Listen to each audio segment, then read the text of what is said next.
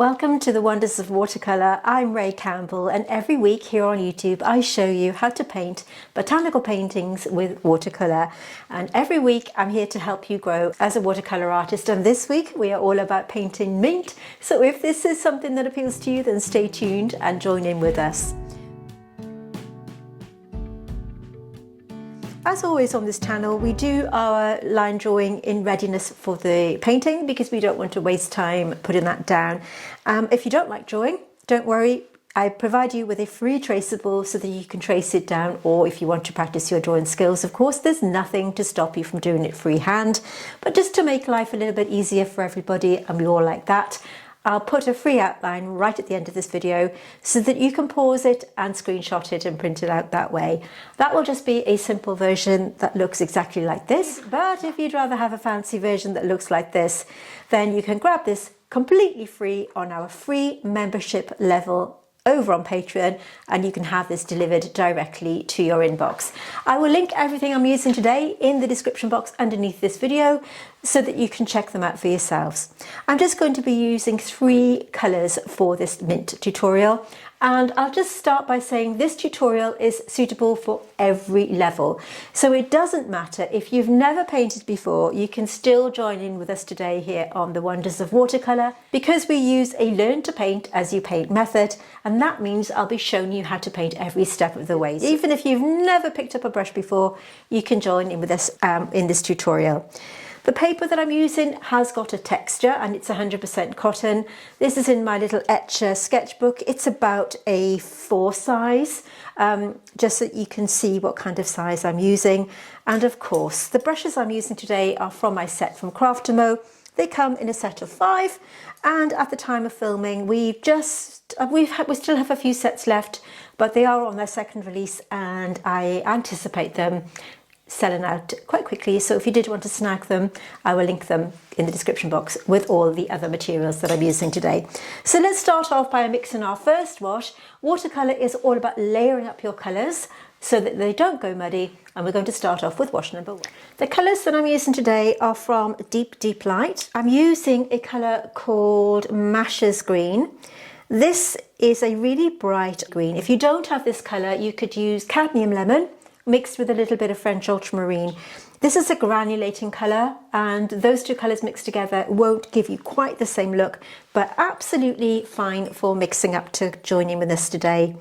So to that, I'm adding a colour called Dragonfly Blue, and this will give us a watery version of the kind of bluey tone that we see. So just 2 colours to begin with. Masha's Green on its own and Masha's Green with Dragonfly Blue. So let me zoom in for you so that you can get a better view, a nice close-up view of what I'm doing. So I'm going to start off by using my number 8 brush. All the brushes are synthetic, by the way, and I'm going to use this straight onto the watercolour paper, so wet on dry. One thing I ought to mention is, because this has got a lovely fine point, I'm not going to switch brushes at this stage to add the detail. So we're going to start by building up our colours, and the first colour that we're going to add is Masha's Green, and I'm going to add some water to that because I want it to be really watery. Notice on the leaves that some of them are more of a bluey tone and some of them are more of a yellowy tone. So we're going to go with a safe yellowy tone first of all. That's actually a little bit too yellowy, so I'm just going to add a smidgen of that to it. So Masha's Green with a tiny amount of Dragonfly Blue. I'm just going to add a tiny bit more because I do feel it's a little bit stark. Dragonfly Blue with Masha's straight onto the paper, avoiding the stem at this point. So we're just going to get this on for our first wash. If you're wondering why I started on this one and not this one, this is a slightly more bluey tone. So we're going to go straight onto the paper like this, and I'm going to use the tip of the brush just to push it into these little serrated edges that we see on the leaf of the mint plant. You can see the colours that I've swatched out here on the end. These give me an idea of how these colours are going to look mixed together and also layered up or glazed on top of one another, okay? So I've got a rough idea of where I'm going to go colour-wise with this, but it's all about getting that first wash on before we build up those colours. When I'm looking at this now, I can see, for example, this one, again, these are more of that kind of yellowy tone. So we'll get these on first of all. straight onto the paper using that number 8 brush with that lovely fine point. Just use the brush to push it into the corners of those little serrated edges that we see on the leaf. And just, you know, watercolour is all about enjoyment and taking your time. It doesn't have to be rushed, especially with botanical painting. It's all about the detail. As it dries, you'll notice that that paint retracts a little bit from the outside edge. Don't worry too much about that. You can fix that later. It's all about getting that colour in place. So I'm going to go to the more bluey tone here. So Dragonfly Blue is a kind of, well, it's a very bright, vibrant blue shade. On its own, I would say, if you wanted to get a similar colour, I'm taking it over this one as well, by the way. You could mix Viridian, you could mix Windsor Green Blue shade or Windsor Blue Green shade, something like that. You want a nice vibrant green shade to go on there. I think there's a colour called Forest Green that would maybe work well. As long as it's that lovely bright bluey green tone, that would work, okay? So just put these on. I'm not going on the stem at this point. We're just getting these flat washes on to start with. And these are the same colour, so whatever's left on my brush, we can take these all over there. So just take your time. If you want to use a smaller brush, of course you can. But I find that this kind of gets the first wash on quite quickly for me and does the job really well. And like I said, I'm going to link everything that I'm using today in the description box underneath, along with a discount code for Deep Deep Light. So if you did fancy treating yourself, you can get a discount if you quote the code that you see on the screen now, if you want to treat yourself to these gorgeous paints. Okay, this one here, this goes all the way up to the stem, and we can go back to the other colour on the other one. It's just that gentle, subtle switch in colour that you see that makes it kind of come to life at the end. It will all make sense eventually, trust me. Get this on, just take your time, no rush. We're all about chilling here. There's no stress. No stress on the wonders of watercolour. We are stress-free painting, learning to paint as we paint. And in case you're interested, we do launch new videos here every week. They're all free. No matter what level you're at, you can join in with us. We have over 200. That's quite remarkable, isn't it? We have over 200 videos now on the wonders of watercolour, all free and all full length, so that you can join in with us and follow along and even get your free downloads. So if this is something that you like, you may want to consider hitting that little like button down there, and it's a way of letting YouTube know that you're enjoying my content, and it means that my channel will grow, and I'd really appreciate it. Okay, I'm back to the Masha's Green, and I'm taking this now down the stem. Okay, so just down the stem. So there we have our first wash. You can see that we've got the bluey toned leaves here and there, and the yellowy tones elsewhere. The yellowy tone and the bluey tone that we've applied for our first wash, that's going to form the veining that we see. We're not going to put all the veins in because it's quite a complex piece and we would be here forever and a day. We're just going to create the illusion of it. So we needed to get this first wash right so that we've got the correct colour of that vein, so we're going to negatively paint around it. Going to let that dry, and if you're anything like me and a little bit clumsy, you may have gone outside the pencil line, in which case you need to grab yourself a brush that looks like this. Mine's from my set from Craftamo, of course, but you can use any flat brush. Mine has a curved edge, which makes any job easier for it to lift out. So I'm just going to tip it in the water there, and it will take away any errors that I've made. So just by rubbing it like that. So all I'm going to do now is let that dry, and then we can come back for the next wash, and then we can start to think about the darker values. Now that our first wash is dry, we can start to think about building up the colours of the mint. So I'm adding a puddle of Masha's Green on its own. This time the colours need to be slightly thicker. So same colours as before, Masha's Green to begin with. To that, I'm going to add Dragonfly Blue. So we want this to have this kind of colour here with a little bit of that beautiful, bright vibrancy that we see. Same as before. So we're going to have two puddles like this. And to the second puddle that I've mixed Masha's Green, I'm going to add a third colour, which is called River. Now River is a more muted tone, and we're going to add this to this. and it will darken it up a little bit more for us. So we've got a light, a mid and a darker value here now. So let's just swatch them out to see how it looks. You don't want to go in too quickly with your colours when you're painting with watercolour, because what can happen is it can go muddy and start to lift off the paper. The brush I'm using for this second layer is my number 4 brush. This one has a nice fine point. When I designed this brush, I had in mind something that would hold a reasonable amount of paint so that you wouldn't have to go back and forth to the puddle of paint that you have mixed, but at the same time have a really, really beautiful fine point, so that you can get in all the little nooks and crannies and get all the detail in. So I'm going to just have a look at this and work on these now one by one for our second layer. So let me see. I'm going to mix up this one first of all, and on the top part of this mint leaf I'm just going to add a little bit of a spike. So at this point I'm just defining the outside edge here, and I'm working down that central vein. I'm not going to put all the veins in because, like I said, we would be here forever and a day. So I'm just going to go around that middle vein like this. I didn't at the top because the top part of it is covered. So I'm going to put that on like this, and then I'm going to clean my brush in a tiny puddle of water that I've got on there. And in case you're wondering why I've got the puddle of water in the palette and I'm not using the water in the jar, which by the way is to the side here out of shot. So in case you're new here, this is something that I do all the time because I feel that by swirling my brush in my jar of water, I'm going to flood the brush with more liquid that I don't want. You need to mix them up with their granulating colours as mine are, and then I'm going to just take that darker colour and just drop it in to the outside edge a little bit there, so that I'm just adding a little bit of variation as I work through. Okay, to that vein like this, and just drop it in. So all we're looking for at this point is that difference in colour and tone.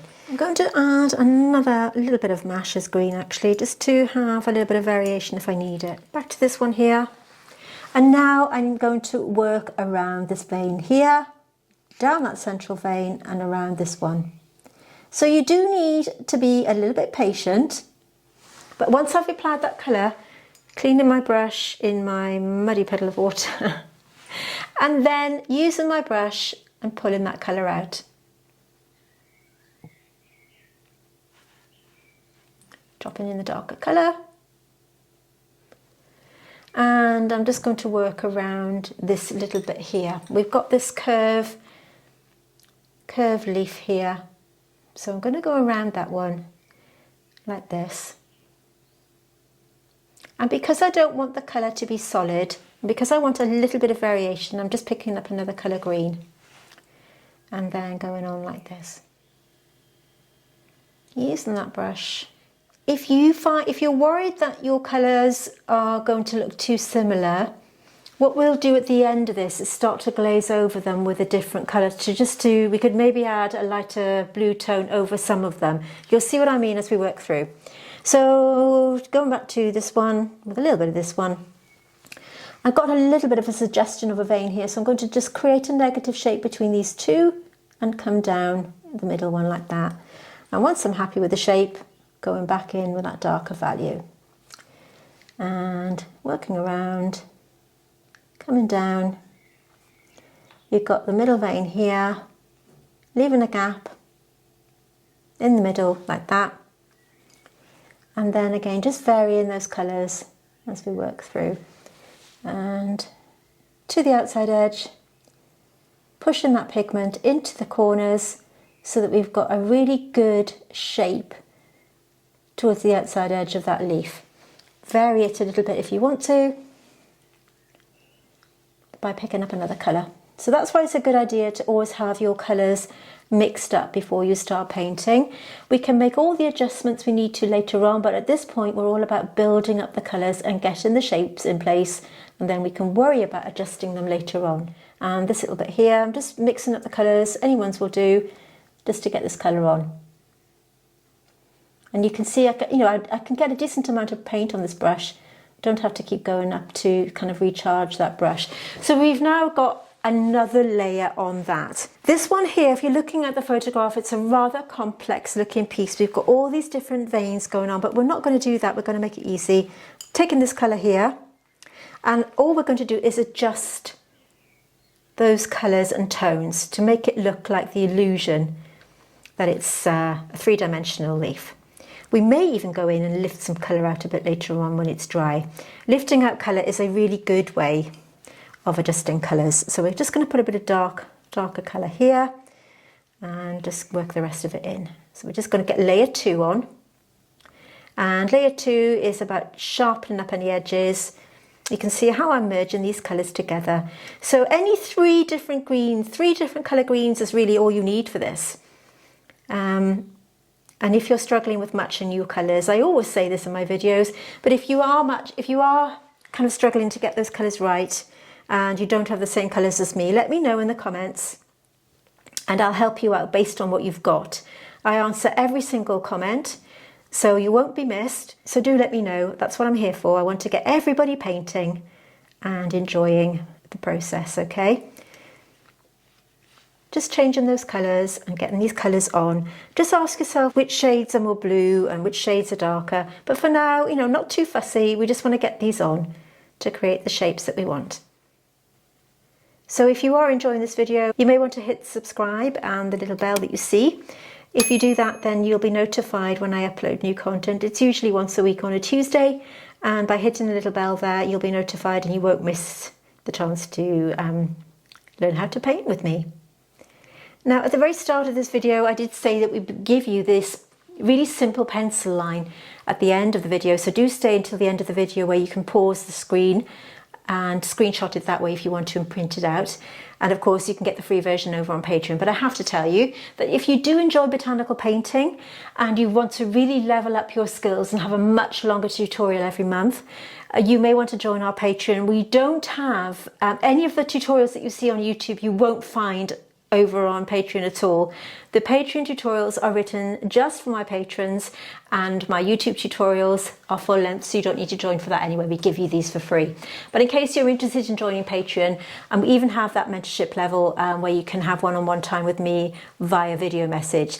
So in case that's of interest to you, let's just take a little look to see what you get. When you join Patreon, you will have access to exclusive content that you just won't find here on YouTube. Whether you're a seasoned artist or just dipping your brush into botanical watercolour, you may want to join us here on Patreon where the magic happens. And with Patreon's new collections tab, it makes accessing the tutorials super easy.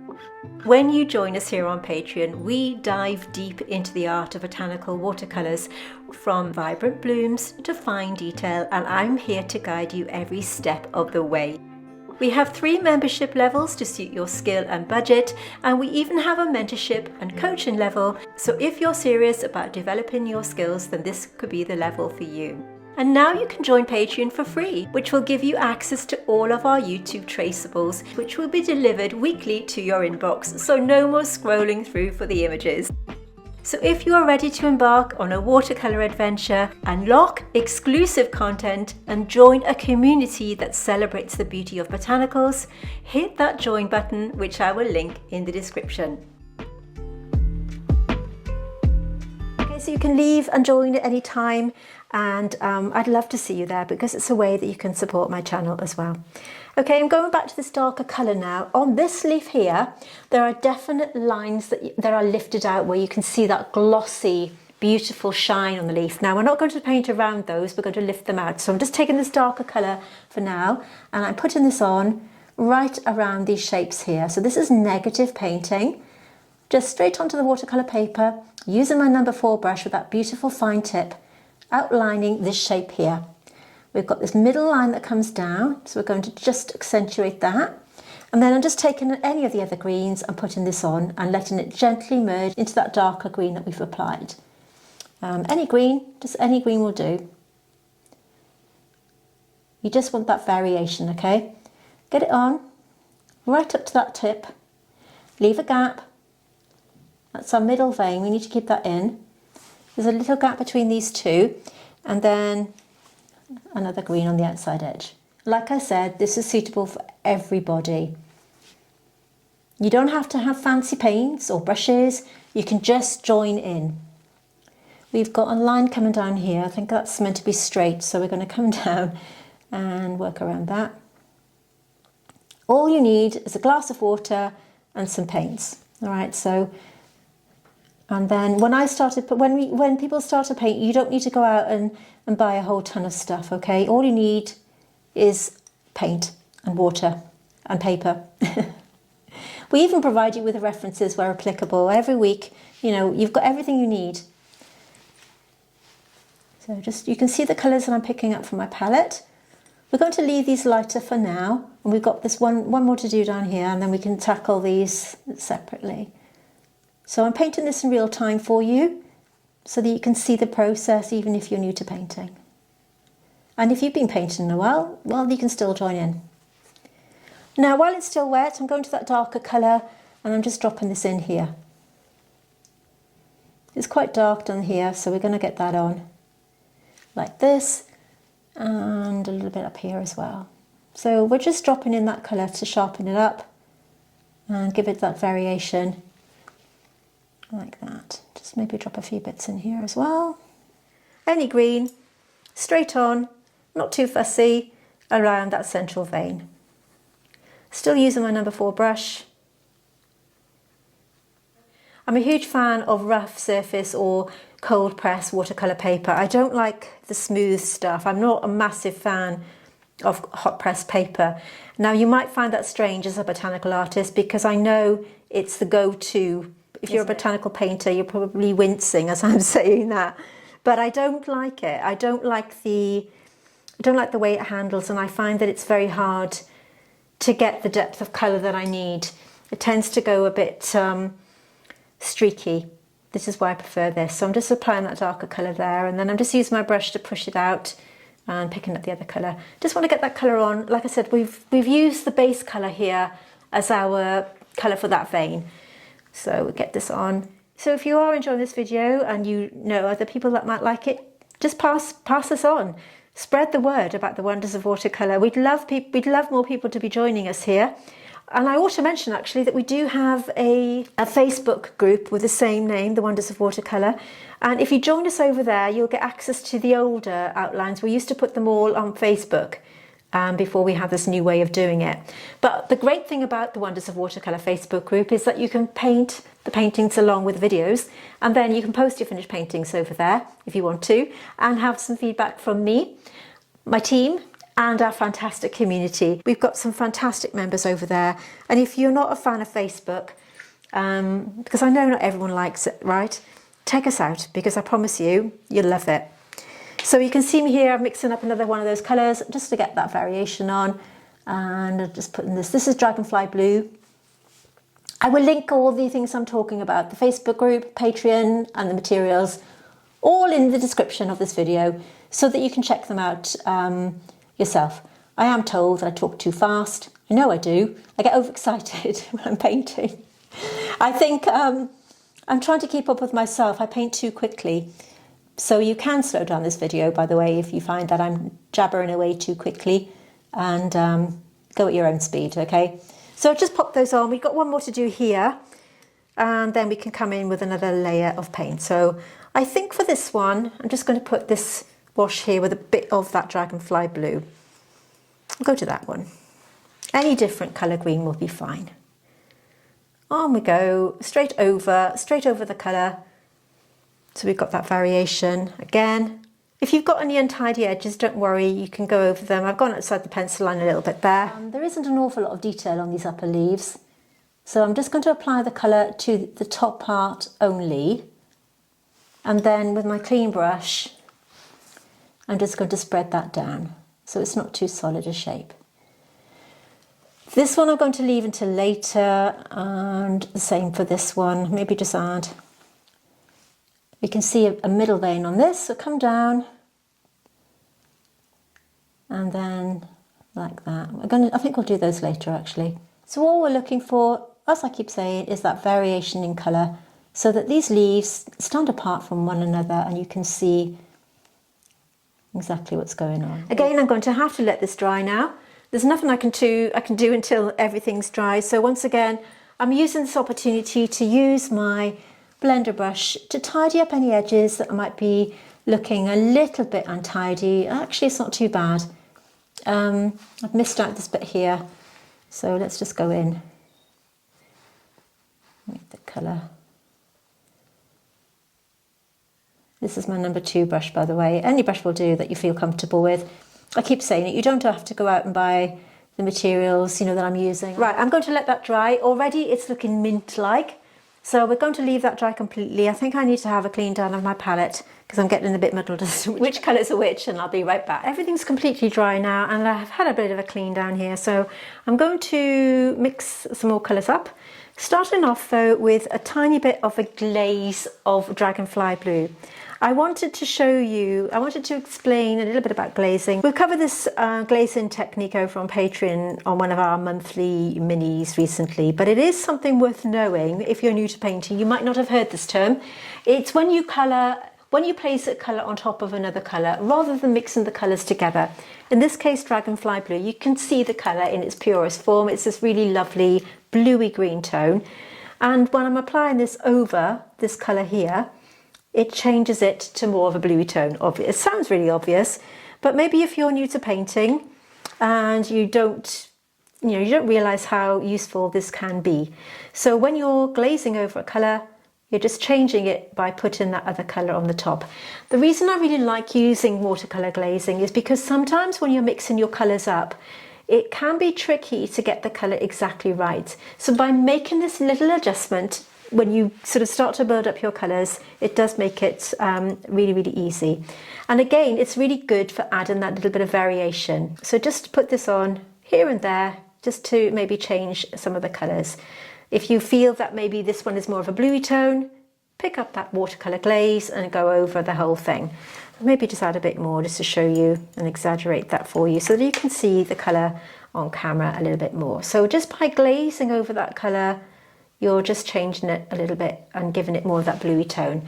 I'll do a little bit more on this one here, just so that you can see.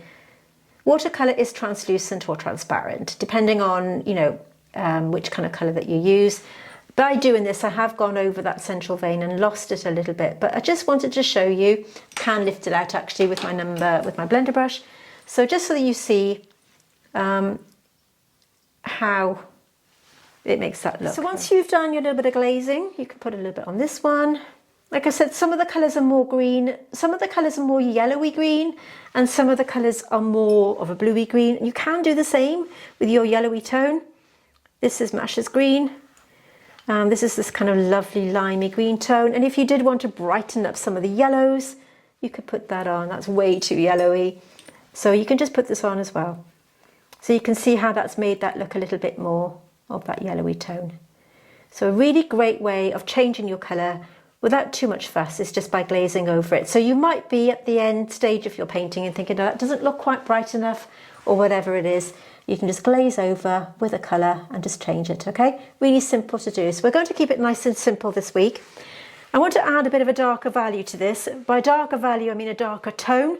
So I'm going to add a little bit more of that river colour that I used at the beginning. And this time with a lot less water. So we're going to have river with a little bit of Masha's green. So we've got this nice dark colour here. And right in the corner where it's really dark, I'm just going to drop this colour in. I want to show you a little bit of lifting out in a minute. So again, I'm going to just strengthen up that vein. It is a little bit damp still from that glaze, so make sure that your colours are dry between washes. You want that paint, unless you're glazing over it, of course, or you want to have a more sort of blurry wet and wet look. Ideally, you want each layer of paint to dry. And as I said, I'm waiting probably about 10-15 minutes between each wash, each layer. Depending on your climate, depending on how warm your room is, it can vary obviously as to how long that's going to take. I'm going to add a tiny bit more Masha's green mix and a little bit more of that beautiful Dragonfly Blue. So just have that colour going at the bottom there. A little bit more Masha's green. Like I said, you could mix a lovely bright green up with something like a cadmium lemon and French ultramarine. That makes a lovely bright blue, like bluey tone. So I want a bit of this colour here. Just felt it's looking a little bit too flat. So just taking it and maybe just adding a bit of that darker colour on the outside edge. We want the variation, that's all we're looking for here, and just tidy up that middle line. And going back to that glazy colour, and I'm just blending it in. We just want them to look different. When you've got the various layers on, you can start to think about building up some shapes and bringing the textures and all of that thing into play. But you want to get as much colour on as you can to start with. I'm just picking up these here. And then towards the end of your painting, you want to sort of think about adding any fine detail. So we want to just add these on. You want that variation that I keep going on about, and just building up those colours. We've got a nice array of greens now. So again, just using my brush to blend those in, taking it down that central line. If you think the middle line looks a little bit too bright, then just take that colour over it. On the first half of this one here, I'm just going to start drawing a line down the middle because it is slightly different colour.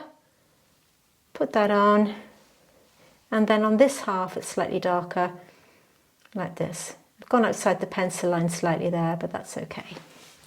So it's all about these varying tones. Okay, this lovely sprig of mint, ready for your mojito if that's what you like, or ready for your mint tea.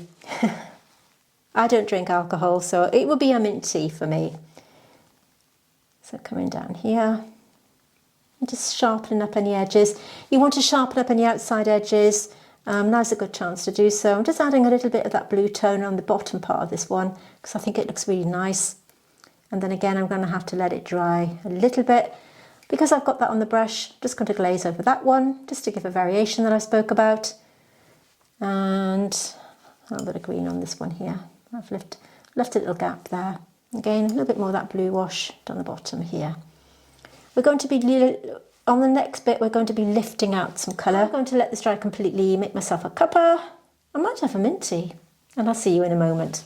Everything is more or less dry now, so here is where we start to make the magic happen a little bit more. Okay, so I've got my blender brush. As I said earlier on, this brush is a slightly stiffer brush than your normal watercolour brush. Okay, when I designed it, it was meant to be used for correcting errors rather than painting, and also blending dry paint together or even damp paint. You may want to use it for things like lifting out central veins or highlights. So for example, I could use it on this middle vein here, and if I wanted to add a few more negative spaces, I could start to pull them out like this. And you can use it wet or dry, and then what you would do is pat it dry, and you can see that lift out there. And then once I was happy with that shape, I would tend to go back in.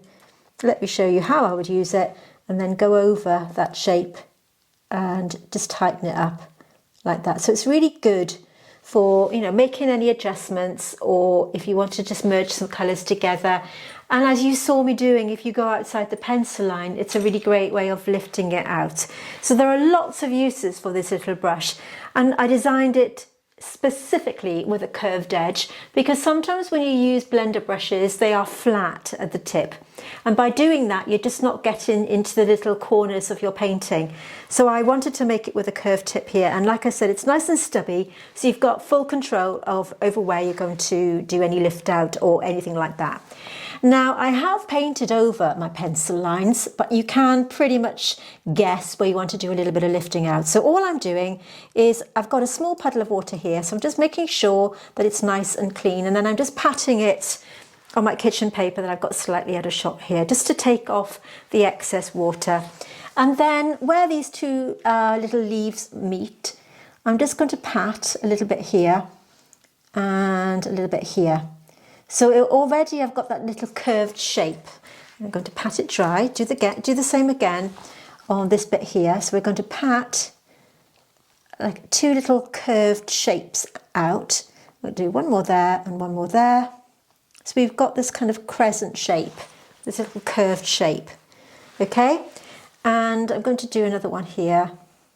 We've got that natural shape there. I'm also going to add one in here just to show you. It's not in the picture, but by pressing and sweeping, you can see that little curved shape, okay? So if you wanted to be really fancy, you could do it everywhere you see these little lumps and bumps. You could negatively paint around them, but it would just take too long. So I'm just going to put one or two more in there, okay, so you can see. Now what we're left with are some very odd looking curved out shapes. So what we want to do now is put some shape back in. So we're going to just let that dry a little minute. It shouldn't be too long because we're just lifting out, we're not making the paint super saturated. I'm going to go back in with my number 4 brush, and now we're going to work around these colours. So I'm going to just mix up what's left on my palette there and working around these shapes. So you can see we've got a line coming up here. This little line follows all the way up. So we've sharpened that line there where these two meet. Same on the other side, just picking up that dry paint there. And we've got this outside edge here. Just going to do it in reverse so you can see what I'm doing. So you're sharpening up this line that you've just painted in. I do need to mix some more paint. I'll just show you again, just going around the outside of those lift outs like that. And then I'm going to take the line in between like this.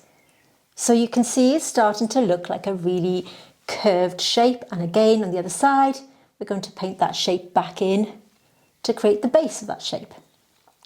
And you can keep going until you've got all your little bumps lifted out. And then you can also blend that colour back into that shape there to give that really good illusion of there being a lift out and a little bit of a bump on the paper. Again here, you can see I'm trying to move my hand out of the way so you can see what I'm doing. I'm just taking that line up. So we've got a line coming up here and a line kind of coming up here.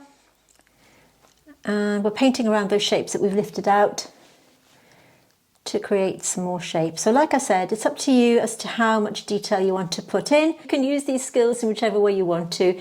You can add more detail, you can lift out, you can do whatever you want to. You can even paint it in positively. So you're going to get that paint and you're going to start to come up and you can start to paint in some lines like this. Of course, they're not actually like this in the painting. You want that shape to be a kind of positive shape. A negative shape rather than a positive shape. So in other words, you're painting that shape in. But you can do it like this if you want to. What I'm going to do is take a little bit of that initial wash and start to just enhance that middle vein a little bit, that middle stem a little bit. It's looking a little bit lost. So this is the Masha's green that I used at the very start. I might just pick up a little bit more actually and add a little bit of that colour. And we've got Masha's green and we've got a little bit of river as well. So just to darken up a bit, and you can have that line coming down. Just add a bit more colour here and there. Don't want to be too fussy. Like I said, I'm giving you the tools so you can just get used to painting with watercolour and lifting them out. I'm going to take a little bit more of that river and I want to sharpen up this edge here. So picking that up, and I'm just taking this line just to sharpen that edge there. And again here, so we're going around that little lift out like this.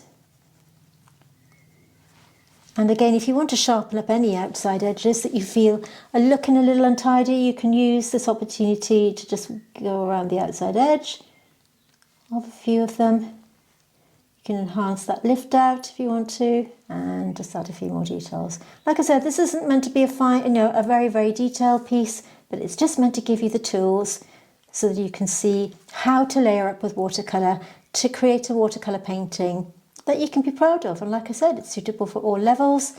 You don't have to be an expert watercolourist to join in with us. You can just join in and have fun creating details and just enjoy the process. Just going to do a few lines here and there just to enhance these and put a little bit of a colour in here and there. This little leaf here is looking a little bit lost, but I'm just going to outline it because I don't want to add too much detail to that. Just sharpening up those edges. Just coming down here.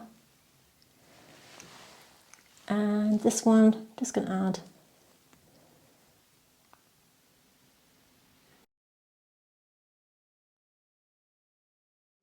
If you want to do a bit more glazing, you can pick up any colour, and I'm going to add a little bit more yellow to this one, just to sharpen it up.